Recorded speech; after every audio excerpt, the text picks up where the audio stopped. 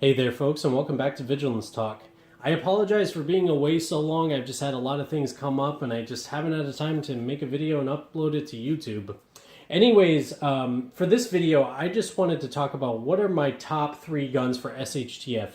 What are the 3 guns I would go to in the event that things were to go really bad at any given moment? You know, what would be the guns that I know are reliable, that I know I can rely on? And I would recommend, just before getting started here, that if you guys have specific guns that you really are relying for SHTF, or really all your guns, you should take care of them. You should really make sure that they're cleaned, well lubricated, that they're sighted in properly, whatever. Just something to note there. So the first gun that I wanted to talk about, and mind you, every gun that I'm about to show you has been safety checked. So just so you know, just so no one gets mad at me here. And the first gun is going to be a Glock 19.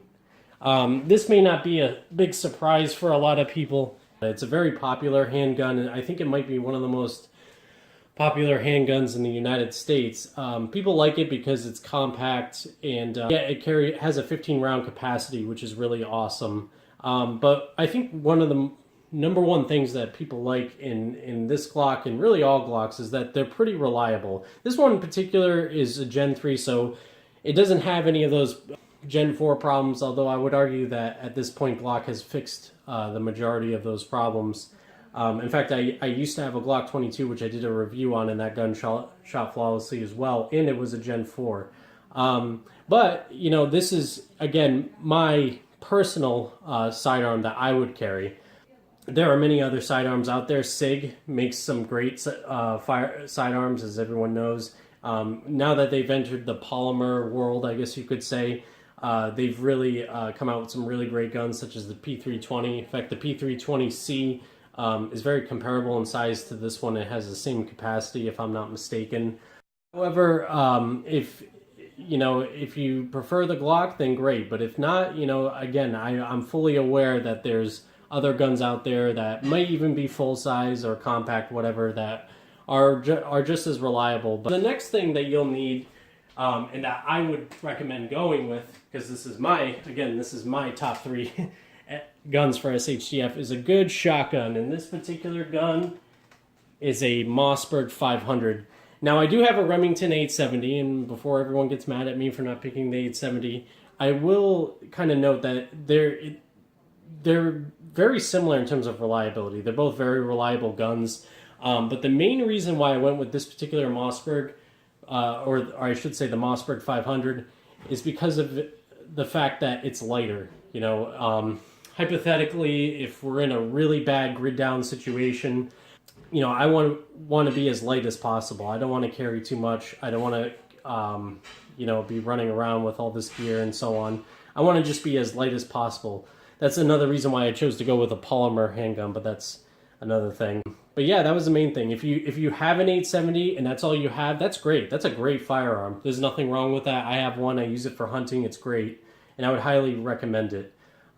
So, you know, just wanted to make note of that before we started the 870 debate. All right, so the last gun that I would use in the event that SHTF were to occur at any given moment would be this AR-15. Now, this is a AR-15 that's kind of it's a Frankenstein build. It is a Bushmaster XM15 E2S lower and a Palmetto State Armory Freedom upper.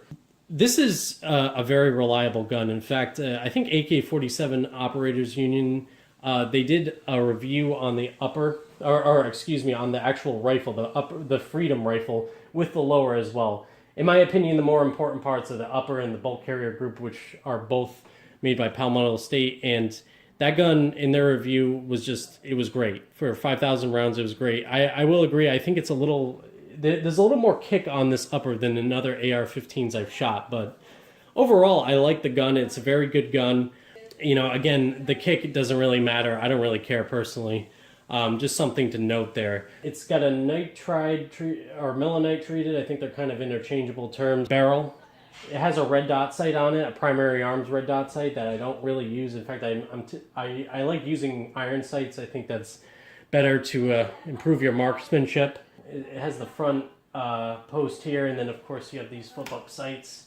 And overall, it's a great rifle. It's been very reliable for me, and yeah, these are my top 3 guns that I would use in an SHTF situation. You know, again, I'm going to emphasize again to just make sure that you keep them clean and well lubricated and so on.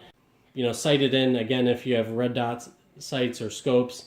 So that way, you know, they're going to be, you know, 100% functional in the event that grid down situation were to occur. Anyways, folks, I hope you enjoyed this video. Just a little something an idea I thought of that I would put out there. Feel free to like my videos and subscribe to my channel. Thanks.